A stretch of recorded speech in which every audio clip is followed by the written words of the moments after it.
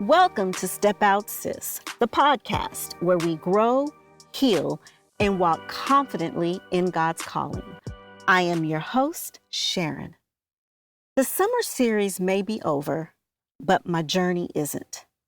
There are a few reflections that have been sitting with me, and I want to share them with you. The other morning, I was sitting in my house, and it was quiet. I mean, really quiet. And I caught myself thinking, okay, what am I supposed to be doing? A few months ago, I would have given anything for a little peace.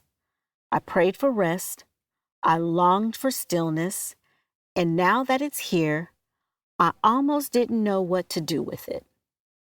What I didn't expect was how different restoration would feel.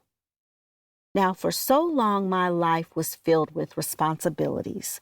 There was always somewhere to be, someone who needed me, or something that required my attention. My days were full, my mind was full, and my calendar stayed full. But now, life is a little quieter. And if I'm honest, sometimes the quiet feels unfamiliar. I started asking myself why that was. Why would something I prayed for feel so unfamiliar once it arrived? I think it's because we spend so much time imagining what restoration is going to look like that we rarely think about what it's going to feel like. We picture peace, we picture rest, we picture finally arriving at a place we've been praying for. But we don't always think about what it feels like to actually live there. Sometimes the answer to our prayers requires an adjustment too. And maybe you've been there. We think healing is going to feel comfortable because we've wanted it for so long. We imagine peace will feel natural, like slipping into something that fits perfectly. But sometimes the hardest part isn't leaving the old season, but it's learning how to live in the new one. And I think that's where I am. Now, I'm not grieving what I lost. I'm learning who I've become. And you know what I've come to realize? Sometimes we think every uncomfortable feeling means we've lost something. But what if we haven't lost anything at all? What if God has simply been changing us? The woman I was a few years ago isn't the woman I am today. Some things that once mattered so much don't carry the same weight anymore. Some things I once made room for, I don't feel the need to make room for anymore.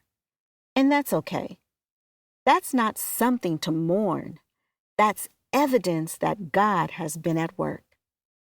And maybe that's what restoration really is.